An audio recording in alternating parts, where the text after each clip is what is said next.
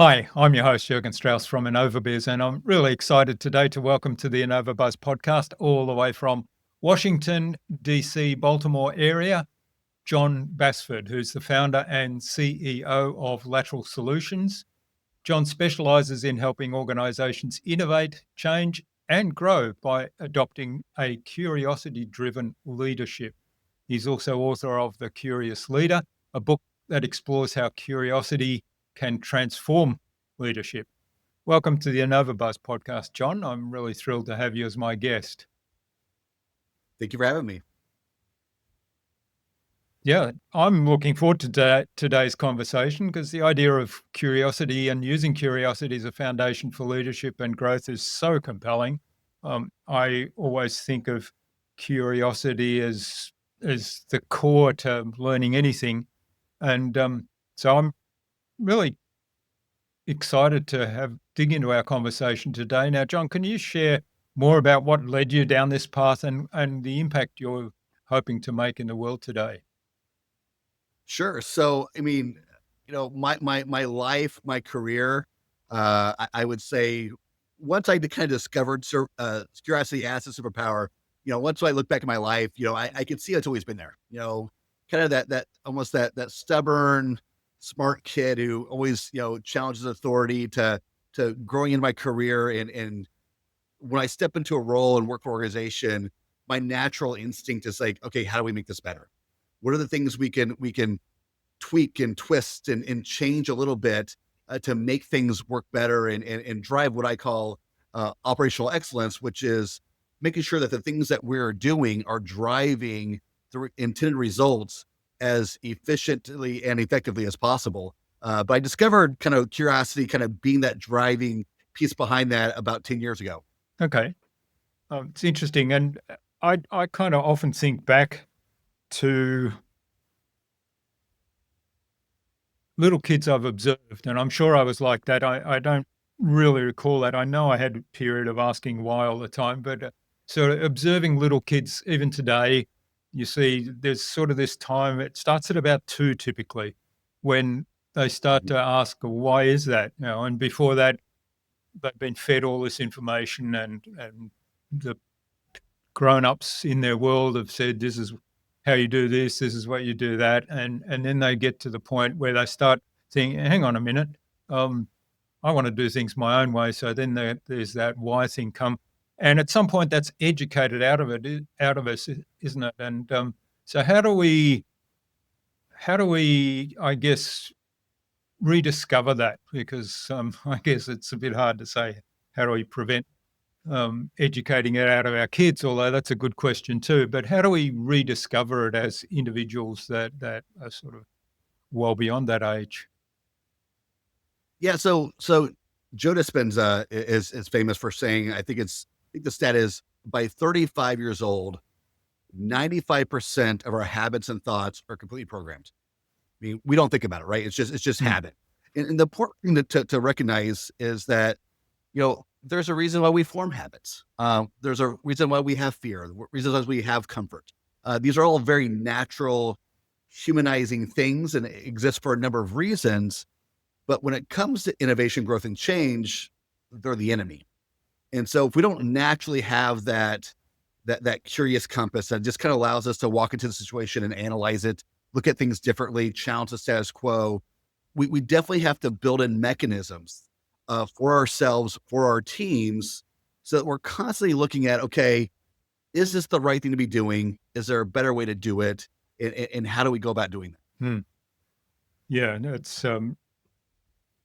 it's kind of hard to challenge habits that we've formed, isn't it? And change habits. And I guess one of the things I'm always curious about is what's the motivator? I mean, sometimes there's a trigger that says something's not working, and some people even then resist change. But for those that don't resist change, there's the okay, how do we build a new habit from there? Yeah, it's just I think it's just being willing to ask the questions. As adults, as leaders, again, we're kind of programmed to have the view that we have to have all the right Hmm. answers. and a truly secret thing in helping solve problems and to grow and change is to solve problems by asking questions. It's actually an exercise I do in my Curious Leader workshop, where I have, the people go around the table, go around the room, and pinpoint a problem that the team wants to solve, and they have to solve it by only asking questions. And it just goes, one by one by one, and you just see at some point someone just asks a question about the topic, and a light bulb goes off in someone's head. And so that's really the secret, right? Is learning to not feel like you have to have all the right answers. Instead, trying to figure out what are the right questions we ask to help move things forward. Yeah, that's a really interesting and I think quite magical way of doing things. And just trying to think of the author. I read a book a while ago, and I'm just trying to think of the author now. Questions are the answer, um, and Mm. and it was very much that philosophy. Yeah, I'll have to go search out Yeah. that book. I don't think I've come across that, but yeah, it's truly amazing. That a story I like to tell is my wife and I were both researching independently of one another, wanting to upgrade our cell phones, and we were reached out to our provider and said, hey, what deals do you have right now to upgrade? And I came to her and said, hey, I think we should do it. She goes, I did too. I actually looked into it as well, but we're going to lose our international credits if we do it. I go, well, that's not my understanding of what's going to happen. We get all the international data for free for 240 countries. Well, so what she had gone to the provider and said, hey, what's the difference between this plan and that plan? Okay, well, right now we have these international credits that we've accumulated over the last year and a half. What happens if we switch this plan? Do they go away? Reasonable, honest question. And the light gave an honest answer back. Yes, they go away. The real question was, what does the new plan do with our data? Do we have to pay for data? Do we have to pay, how do we get credits back? How do we accumulate? How do we get to use international data? And the answer was, it's included in everything. So even though the fact that the true answer, it was an honest answer, yes, your credits go away, but the real answer was because you don't need them anymore. And that's what getting to the right question solves the right problem. Yeah. That's a really interesting story. Basically you ask a different question, and it comes up with a problem that isn't actually a problem. Yeah. Right. 100%. And that happens all the time in our life, right? Like in questioning things is truly, I think one of the hallmarks of my career in operations professional is you're going to have to be a jack of all trades. I can't, I have a law degree, I have an MBA, but I'm not a practicing attorney. I'm not a CPA. I'm not an insurance broker, but I have to manage all of these functions. And what's really kind of allowed me to excel in getting the experience I need to be an established professional is being willing to be dumb. Pretending like I don't know the answer, or not pretending, truly just admitting I don't know the answer. It then allows you to question on a deeper level. Like, hold on a second, I didn't quite understand that. Can you run that by me again? Too many times people are afraid to do that because they're afraid to look dumb. They don't understand the concept. But again, just being willing to be dumb, whether pretend or otherwise, to ask the questions, utilize, your vendors and resources against one another. I'm not saying give each one their proposal, but what I would always do is say, hey, look, vendor A over here is telling me that the best solution for us is this one. You're saying this one. Why is that one wrong? Then I go back to the other person and like, hey, vendor B over here is saying this. Why are they wrong? And I would utilize those vendors' arguments and questions and answers against one another just to get to the very, very heart of what it is everyone's talking about. What is the right solution for us? Gather as much information as you need. And once you have that, make a sound decision.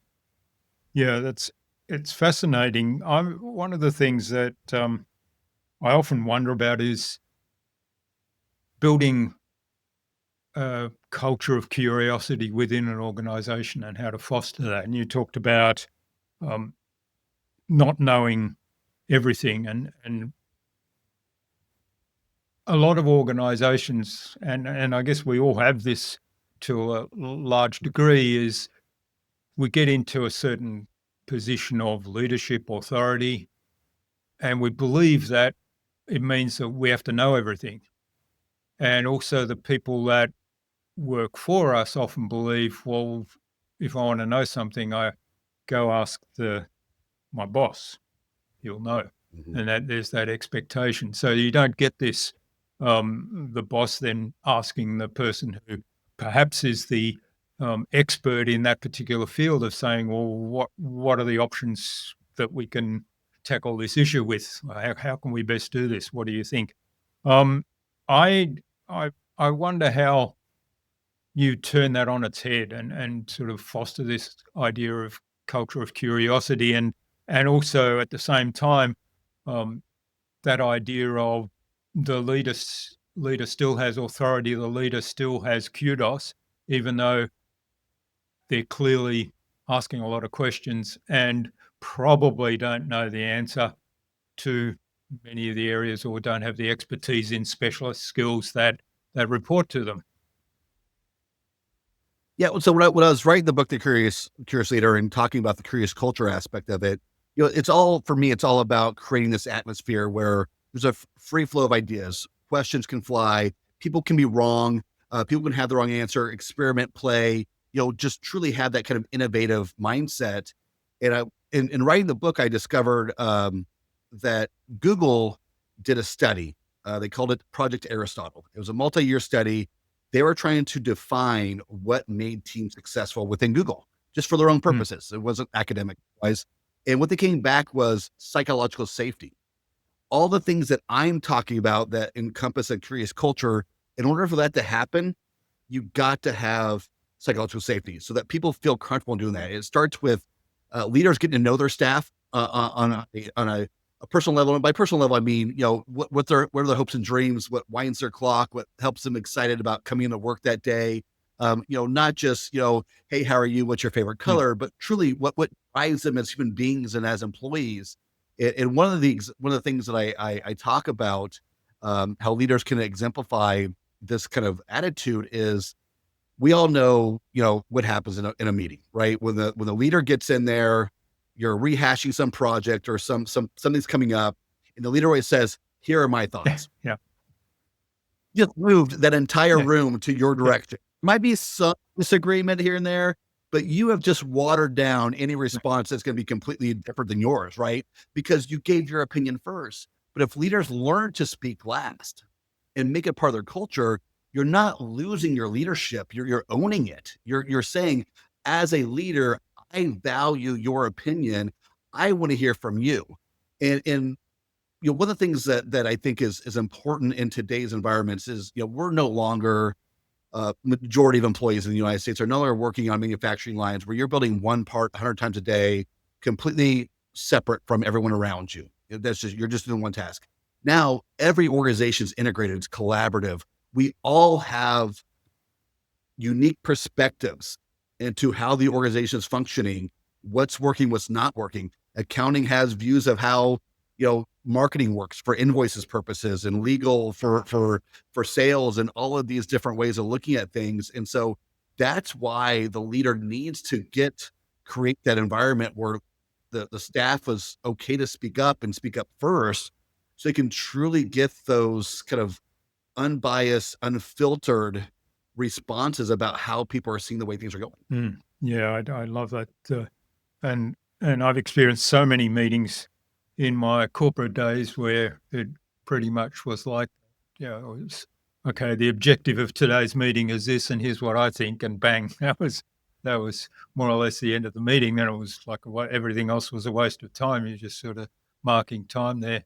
And yet the most powerful ones I experienced, and I remember because I was leading teams across different cultures. And so you had this cultural issue as well, where some cultures were not, it wasn't in their culture to speak up um, directly Sure. or to even speak out.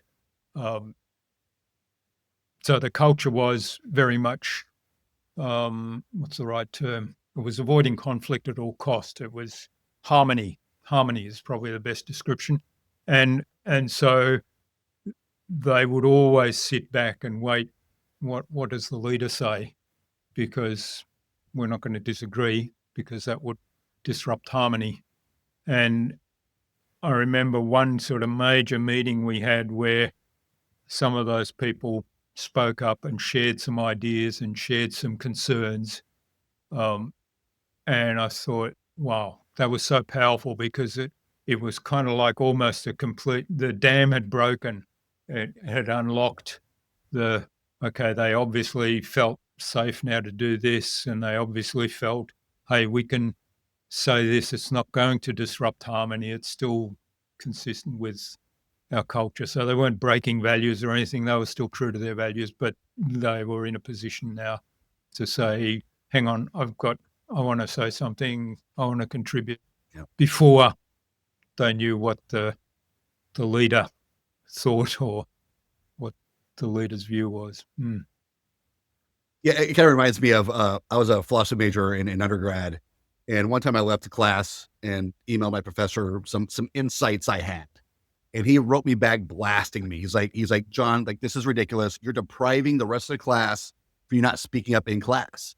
And one of the things you said there is about, you recognize that it's understood that these cultures exist, and there are different views in these cultures that stop them from speaking up in a public way.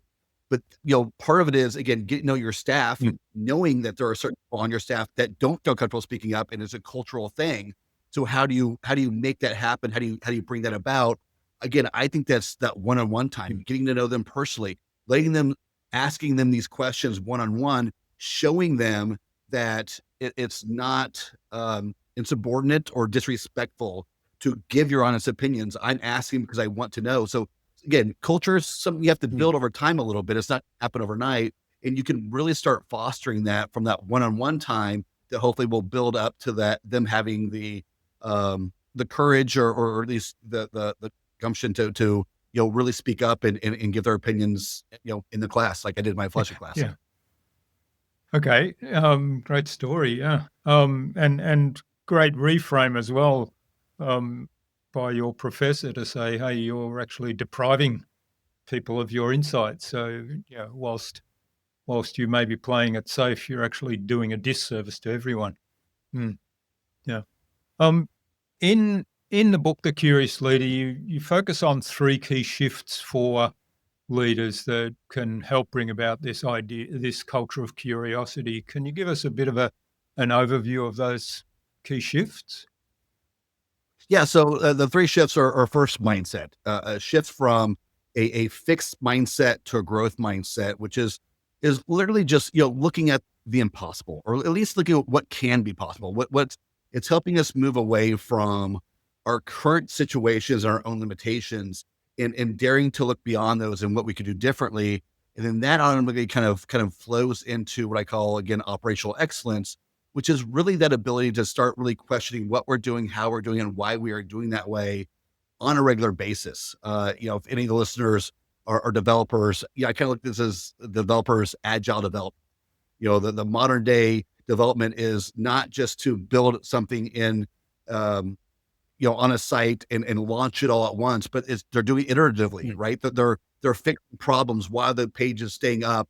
Whereas, when it first started, I'm thinking back when I'm in high school, early college, they took a site down to reload a new, right? It wasn't this iterative process. And so really looking at our operations on a regular basis and questioning things, and not doing it for the sake of change, but changing for the sake of growth and innovation. And then the last shift is what we've been talking about, which is shifting into that curious culture to create that environment where it's not just the leaders driving innovation, growth, and change, but every single person in the organization. Yeah, and I think that's a big one, really, isn't it? That there's an expectation of challenging the status quo, of questioning the status quo. And I guess the challenge there in some ways is, certainly I know from my experience, I had people that was their nature. They would challenge everything. And at some point they got very frustrated when I mean, I went to great pains to make sure they felt listened to, but 90% of the things that they brought up ended up not being implemented. And so at some point, Mhm. um, they might have that feeling, well, nobody's really taking my advice. Yeah, yeah. I mean, so that can Mm, happen, right? There's got to be a give and take on both sides, and I'd say for that, again, as you're kind of walking people through the culture and you're creating this culture around feedback and flow and information, remind people that like not every idea is going to be fostered, right? Champion the ones that ideas you do move forward. Reminding people, the old age quote of I didn't fail 10,000 times. I only needed one way for a light bulb to work, right? I messed up that the line there, but it's the same thing. Like we're not going to have a home mm, run. There's a story about innovation and change, challenging the status quo. And I don't know if this is fiction or real or not, but it's involves Steve Jobs and his prototype team kept bringing him phones when they were first adopting the iPhone. They all had keyboards, mm, and he's like, "Oh, I don't want this." And they're like, "But this is the way phones mm, are made." Like, he's like, only ask the question, why does it have to have a physical yeah, keyboard? And that's how we got the iPhone, right? With just the full on touchscreen. Now we're reverting back to a little bit with the flip yeah, phones and other things that going back to that keyboard. But again, people brought ideas to him and they didn't work out. mm, And then he challenged the status quo of the keyboard, the physical keyboard, and someone brought him a phone that didn't have that, and there was the light bulb that went off. And so, you got to learn to failures accepted, trying things is accepted, and just put yourself out, being willing to put yourself out there, and you're going to eventually have that one idea that's a home run. mm. Yeah. I'm curious, how do you see, like, that's a really good example of um, asking, okay, why does it have to have a keyboard? And then what's the purpose of that keyboard and how else can we do it would be the kind of obvious next step if, if you sort of say, well, I don't like having a keyboard. How can we do it without a keyboard? And then you come up with ideas. What else can you do instead of the keyboard? Um, how do you actually foster that kind of next step part of it? Because I think often people who raise those first questions stop there Mhm, because the mhm, response they often get is, that's the way we've always done it, or well, how else would you do it? And in a little bit of a dismissive manner, the dismissive kind of mhm. response.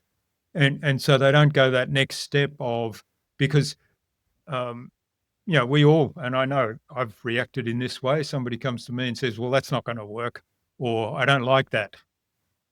And I'm saying, well, but that's the way it is. Bad luck is kind of my natural response. Whereas if somebody comes to me, I don't like that.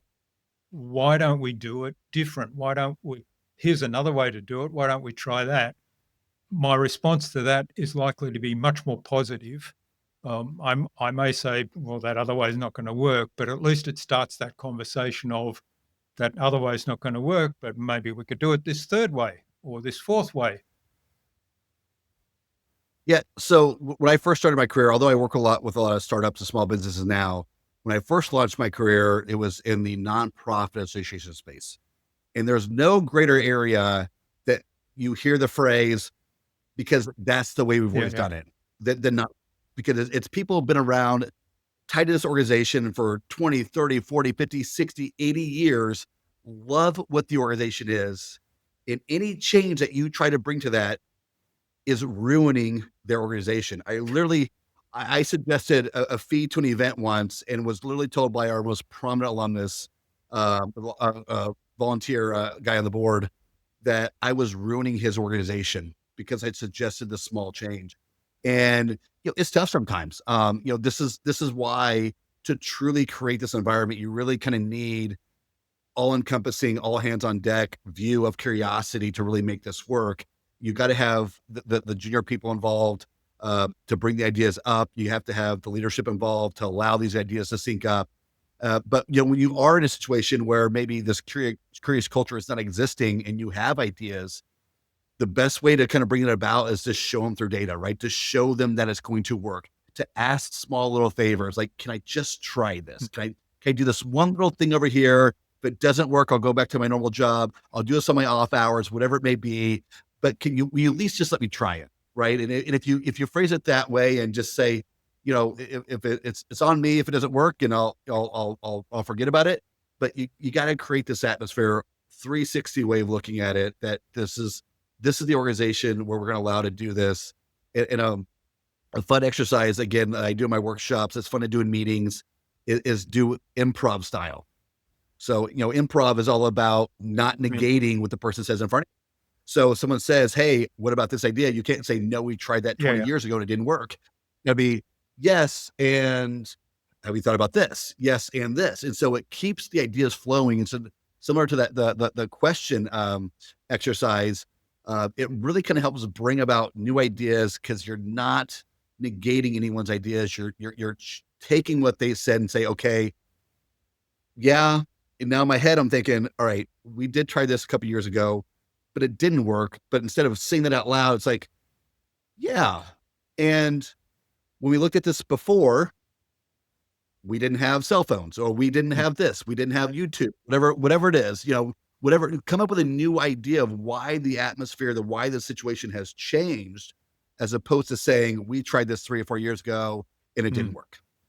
Yeah, that improv style of workshopping it is really fascinating, and I know I've done some like that, and you can come up with some really wild ideas out of that never would have come about through a traditional kind of brainstorm conversation. Yeah.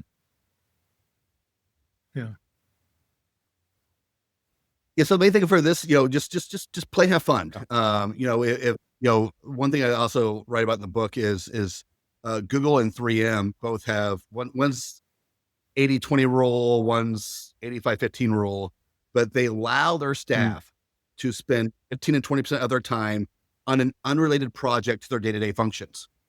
And the story goes that, 3M got Post-it notes from this side project. We have Gmail from the side project, because these big innovative companies, if they can allow you to explore and play a little bit, why can't all of us? And take that time to truly think outside the box, be creative, let the juices flow. And it's amazing when you give your staff that leeway of creativity, of freedom, of innovation, how much bigger your company can be. Yeah, I think there's quite a few. I can't remember all of them, but I think there's 3 or 4 Google products that have come out of that particular program. The other thing about that, of course, is when you think about motivating employees and so on, is you're kind of giving them, okay, this is a thing. And I was reading something the other day, or maybe it was a conversation I had, where the advice was, if you're in a job that sucks, or you're in a situation that sucks, find something that gives you joy within that and feed that joy into the rest of it. And so that's exactly that, isn't it? It's like they know, okay, John, you can spend 20% of your time working on anything that floats your boat, anything that excites you, whatever it is, up to you. I'm not interested what it is. Just make sure you write reports on it and let us know what's happening. And that motivates you and kind of transcends the entire job, doesn't it? Yeah, this actually is something I talk about as well. I think it often comes up in the generational discussions, where the older generation sees the younger generation just doesn't want to work. They only want to do what they want to do. They don't want to do all the things they don't want to do. And we should all champion that. And because if your staff is doing 90% they hate doing to the 10% they love, versus doing 90% of stuff they love and 10% they're willing to tolerate to get the job, which one is going to have more results, less errors, more motivation, better culture, better enthusiasm, everything. And this is not a new concept. This is something that Carnegie and Napoleon Hill wrote about in one of their combined books about the conversation they had. This isn't a new age concept of truly getting to know your staff and diving into what they're passionate about, where their skills lie, regardless of what their role is, and finding the best ways to tap into that. Yeah, absolutely right. So you've described curiosity as your superpower. Um, and often, my business coach often says to me, your superpower is often your kryptonite as well. So is there somewhere where it's actually failed you or led you down an unexpected and challenging path? So, again, looking back at my childhood, I was probably I was that kid that all adults always said he's going to go to law school or he's going to be a lawyer. I was that kid, and I did go to law school. Probably one of the roles that I had, where I was brought in as a change agent. That's what I was brought in for. The organization had a couple of years in the red. It laid off half their staff. It was struggling. They needed a full organizational rebuild, and I was like, "This is a dream job for me. I get to go department by department, helping rebuild the organization, helping get back to its height, and from a few years prior." And but I didn't always manage up the way I should.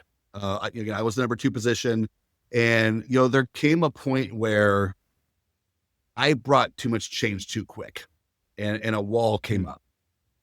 And, it ended up becoming a situation where it ended up not being the best working relationship for that reason, because my nature is like, let's keep moving. Let's keep making change. And that caused some resistance, from the founder and CEO. And so I wish I would have managed that a little differently, had a little more one-on-one conversations with him as well. And really kind of help understand, where his boundaries are, how I can do things a little different to respect his wishes, and how far to make some changes. So, I mean, great guy. We both have a lot of mutual respect for one another, but that was a situation where my eagerness and willingness to keep pushing for change went a tad too far. Yeah, and in some ways, I guess it suggests that the curiosity and asking the questions, you have to reflect back on yourself uh, at regular intervals as well. And we talk a bit about self-awareness in various contexts on this show. So I think the self-awareness one is, okay, things are not moving ahead as fast as I'd like. What's going on here? What am I doing that's contributing to this? How can I be different? Yeah. Yeah. And even in the mindset, kind of personal development side of things, I read a lot about mindfulness and mindset, all that type of stuff. And one thing that I've really worked on the last couple of years is, because of my curiosity and always wanting to move things forward and drive things forward, when I would get in a situation where I felt stagnant, like things, my career wasn't moving forward, my business wasn't moving forward, whatever it was, I start pushing. And the minute you push, the laws of nature Yeah. demand there's a force Yeah, there, that's right. right? Yeah. For For every every force, for yeah, there's for a the equals, counterforce, yeah, yeah. equal and opposite. And so, yeah, I mean, so I've had to learn that in my own self development way. Also, again, with that situation I was telling before about that COO role where I pushed a little too far, and that became pushed back. But there's something to keep in mind in our own lives that like things are always moving forward, and there's a time for rushing. There's a time for rest. There's a time for relaxation. There's a time for fun. There's a time for everything in our lives, and to recognize those cycles, and not to get anxious or antsy when those lulls happen, and just remember to just keep doing the things that you need to do, and let the results come. Yeah, it's fascinating, and it brings home something that sometimes I kind of reflect on, is that everything is interconnected. We talk about, well, I'm not a scientist. Well, I am a scientist. People will say, I'm not a scientist or I'm not a physicist, so I don't understand how these laws work, but everything's connected. So if you take the fundamental laws of physics, they can actually um, be more than just a metaphor for um, the personal growth stuff or cultural stuff. Yeah, it's amazing how much, some of the more modern day kind of spiritual mindfulness stuff, how it taps into Hmm. quantum physics and just how the field, and again, Joe Dispenza, talks about the field all the time and just being aware of how things are connected and that there is a natural flow to things and not working against that flow is the best way to keep moving things Hmm. forward. Excellent. All right. Well, this has been fascinating conversation, John. I really appreciate it. Now, I think it's good time to move on to the buzz, our innovation round. It's the same 5 questions I ask of every guest, and the idea is you'll give us an insightful answer that'll inspire the listener to go and do something awesome today. I'll do my best. Excellent. So, well, we've talked a lot about innovation. What's the number one thing anyone needs to do to be more innovative? Ask good questions. Just challenge the status Yeah. quo. Um, so how do you frame what you call a good question? Sure. I think it's a genuine, inquisitive nature that truly is helping to get us beyond our current situation and limitations. Like that to me is the defining curiosity and driving it down to a question is that natural, non-judgmental inquisition into moving beyond where we are. Yeah, and I think that's really important, the non-judgmental and the language we use is really important there. I know, and of course, in relationships, that's most important. I mean, that's where I fall into the trap most often with my wife. I say, "Well, what did you do that for?" And obviously that's create a very defensive response. Mhm. Yeah. Whereas I could say, "Oh, I'm curious. Why did you approach it that way?" And so it's the tone of Mhm. voice, but also the language I use, which could very well elicit a response was, "Well, here's what I was thinking." And then we have a conversation, and then I can follow up that question to understand, well, what exactly were you thinking, and how did that lead you to do that particular thing? Mm. 100%. Yeah, yeah, absolutely. Approaching things with the right mindset, and a non-judgmental mindset is absolutely the secret to be able to create this environment where just questions can come because we know everyone's doing it from a positive Mm. place. All right. Now, what's the best thing you've done to develop new ideas? I gotta go back to the Yeah. questioning, right? It's the constantly looking at what I'm doing, how I'm doing it, why I'm doing it a certain way. Just constantly, you know, you know, my goal, what I'm trying to do with my personal life as a brand and also my business is my goal is to help as many individuals and organizations grow as possible. So I'm constantly looking at new ways to do that. Writing the book is part of it. Advancing my speaking career, growing my consulting, but I'm also doing some things like getting ready to release some assessments on both curious culture Mm. and curious leadership, help other people be inquisitive, right? So I'm just constantly trying to explore new ways to spread this message and help people and organizations grow. Mm. Excellent. All right. So there's quite a few resources there as well that we can tap into. Um, Speaking of resources, what's a favorite resource of yours that you use most often? I've become a big fan of ChatGPT. That is, I mean, I use it for everything. I often go to that versus Google. At this point, I use it to help me in my writing. Not so much the writing itself, but to come up with Mm. ideas. I have it. I dabble in the stock market. I'm not a guru or anything, but a lot of times there's SEC filings and complicated documents for financial matters that I don't understand. So I'll literally dump that into ChatGPT and say, "Hey, look, explain what this document is and how it's affecting my one stock that I'm in." So I use it in all kinds of Mm. ways. Yeah, it's fascinating. Now, I haven't touched on it yet, but we could go on a whole episode on that. And you talked earlier about asking questions in a non-judgmental way, and I think ChatGPT. That's one of the things I've started looking at. If I find myself responding to something on an email, for example, and I think, oh, I'm I'm a little emotional here. I'll type into ChatGPT. Here's the email I've got. Here's what I intend to respond. Or sometimes I'll just say, I want to respond saying no. that I'm too busy. For example, somebody's asked me to do something. No, I'm too busy. I don't have the bandwidth to do that right now. Please help me do that in a sort of a non-judgmental, neutral way that doesn't burn bridges. And I give it some specific instructions. And I find it really helpful for that. Or if I'm asking questions. And it's interesting. I've also gone in in the political spectrum. I've gone in and asked some very provocative questions, and I've used very provocative language, the sort of thing that would lead to a heated argument with another person if they took the opposite view. And I found with ChatGPT, you can actually have a really informative discussion. And I've started off. I had one example where I started off and I said, I'm going to take a viewpoint here, and I want you to take the opposite viewpoint. And I want you to Mm. stick to that viewpoint no matter what argument I throw at you. But I want you to be respectful and I want you to be empathetic. However, I don't Mm. want anything I say to change your mind.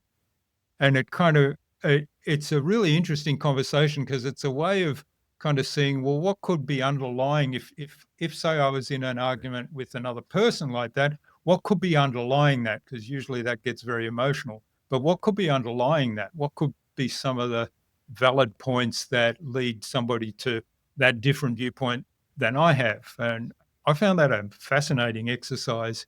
And I got to the point where it just started going around in circles on its arguments when I threw back some stuff. And then the interesting one was then I said, all right, I want you to do a 180-degree turn. I want you to critique your own argument and critique my arguments that I've provided to you. And then it came back and it gave me a really comprehensive kind of powerful argument that was much better than what I'd been presenting. It's just amazing. Yeah, and it's kind of funny how like you when you start playing with ChatGPT and other we don't have to focus on that one, but any AI platform, and you really start getting involved in it, you treat the person on the which no person, you treat them like I would like that is not what I asked you. You're doing it wrong. And they're like, I'm so sorry. You're absolutely right. I did you wrong. Let me try Yeah. again. And we have a conversation. There's some yelling sometimes, through the keyboard, and it really becomes a real conversation. It's Yeah, fun. yeah.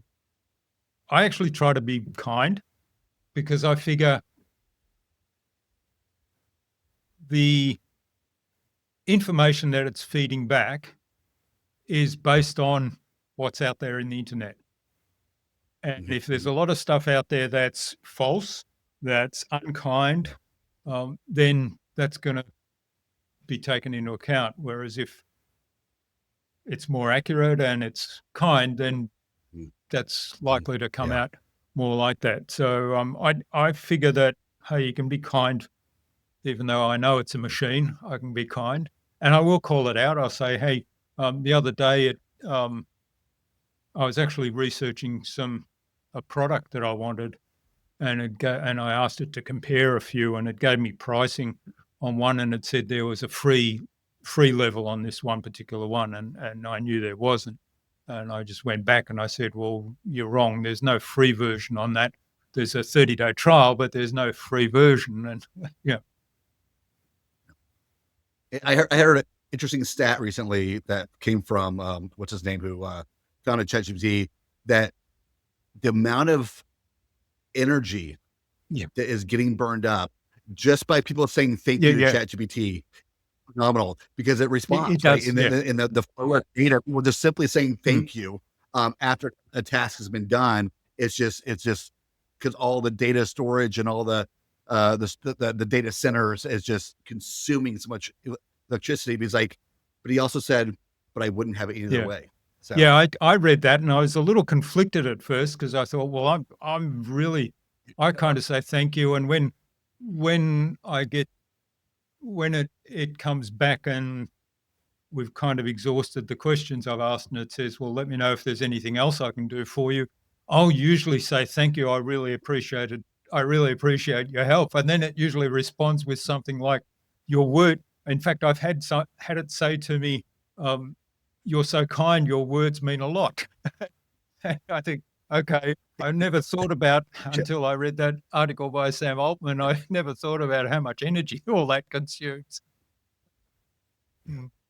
But it helps with the dialogue, right? It helps us kind of relate and almost they get to know our personality a little bit and vice Exactly. versa. Yeah. And I mean, that's I that's think the it other does help thing I've too. started doing. I asked the other day, I constructed a prompt and I said, given everything you know about me, can you do a voice profile for me? Write a voice profile that covers these things.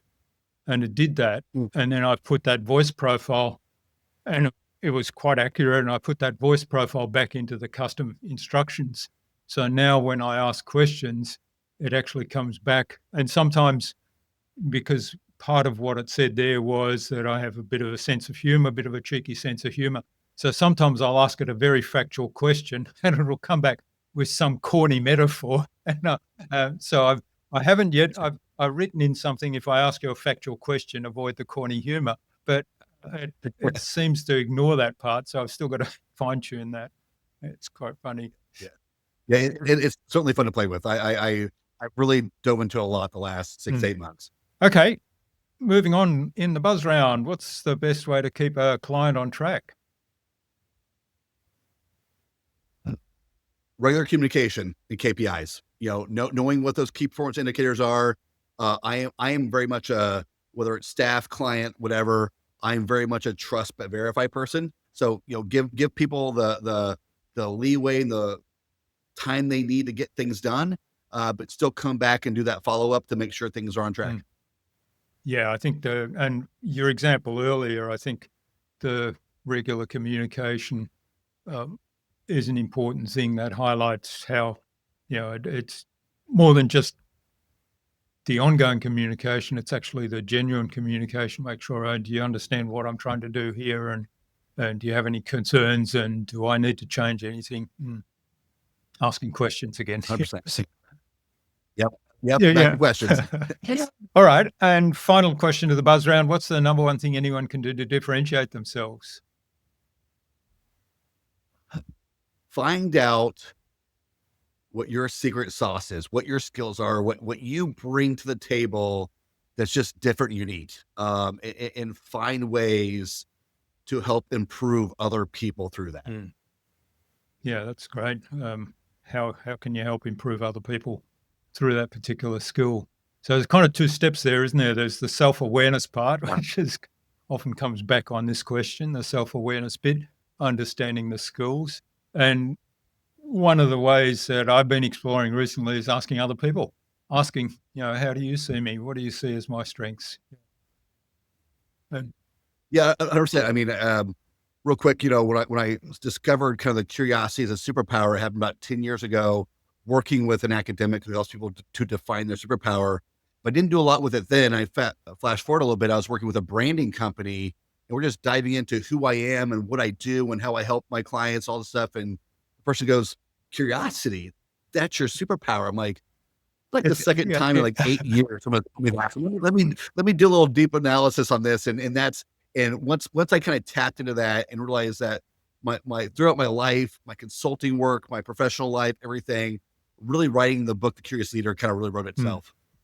Wonderful. All right. Well, thanks for getting us through the buzz round, John. And thanks for a wonderful conversation so far. Now, where can people find out more about you, about the work you do, and maybe even get in touch and say thanks for what you've shared?